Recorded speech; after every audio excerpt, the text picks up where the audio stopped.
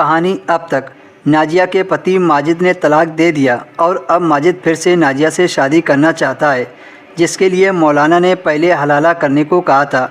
बड़ी मुश्किल से नाजिया हलाला करने को तैयार हुई थी। नाजिया का हलाला उसके 13 साल के देवर से करवाना था।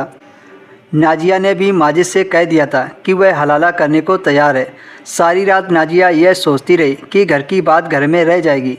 वैसे भी कोई खुशी खुशी तलाक नहीं देता है, गुस्सा या परेशानी होती है तभी इस तरह का काम करता है। माजिद भी तलाक बोलकर बहुत शर्मिंदा था। उसने कई बार नाजिया से माफ़ी मांगी थी, तब जाकर नाजिया ने माजिद को माफ़ किया था और कहा था कि ठीक है, मैं तुम्हारी बात मान लेती हूँ। नाजिया ने अपने पति से कहा कि तुम देवर को किस तरह समझाओगे, वह तो अभी 13 साल का बच्चा है। माजिद ने कहा, तभी तो मैं तुम्हारा हलाला उसके साथ करवाना चाहता हूँ।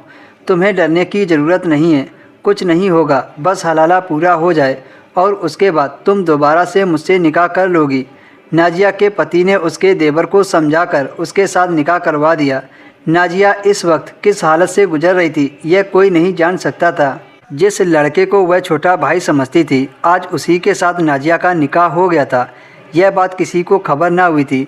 नाजिया का देवर के साथ निकाह हो गया और रात को अपने कमरे में बैठी थी।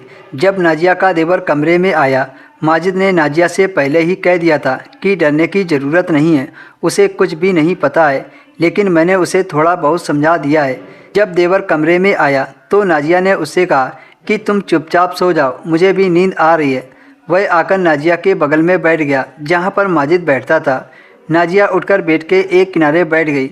नाजिया को नींद नहीं आ रही थी, लेकिन थोड़ी देर बाद कमरे में कुछ ऐसा हुआ जिसे देखकर नाजिया हैरान रह गई। नाजिया के देवर ने उसका हाथ पकड़ा। नाजिया ने कहा कि ये क्या बदतमीजी है। देवर ने कहा, जब मेरा भाई हाथ पकड़ता था तो क्या वह भी बदतमीजी करते थे। नाजिया ने कहा कि वह मेरा शौहर है। देवर ने कहा, वह तुम्हारा शौहर था, अब नहीं, आज से मैं तुम्हारा शौहर हूँ, आज ही हमारा निकाह हुआ है। नाजिया ने कहा, यह निकाह नहीं है, हलाला है। देवर बोला, मेरे लिए तो यही निकाह है और मुझे छोटा बच्चा मत समझना। नाजिया ने माजिद को बुलाना चाहा तो उसने नाजिया का मुंह बंद कर दिया। उसके देवर ने कहा कि अगर तुम्हारी आवाज़ कमरे से बाहर गई तो मैं तुम्हें जान से मार दूंगा। नाजिया अब उसे बच्चा समझकर पछता रही थी। जिसका भाई ऐसा हो तो वह खुद कैसे बच्चा हो सकता है, जिसने अपनी बीवी को छोटी सी बात पर तलाक दे दिया था और अब हलाला भी अपने छोटे भाई से करवा रहा था। ऐसा आदमी अपने भाई को क्या सिखाएगा। सुबह हुई तो नाजिया बिल्कुल चुपचाप थी, पत्थर सी मूरत की तरह बैठी थी। नाजिया ने अपने पति को सब कुछ बता दिया। माजिद बोला कि मैं अपने भाई की जान ले लूँगा। फिर नाजिया ने रात की कहानी बताई तो माजिद के रोंगटे खड़े हो गए।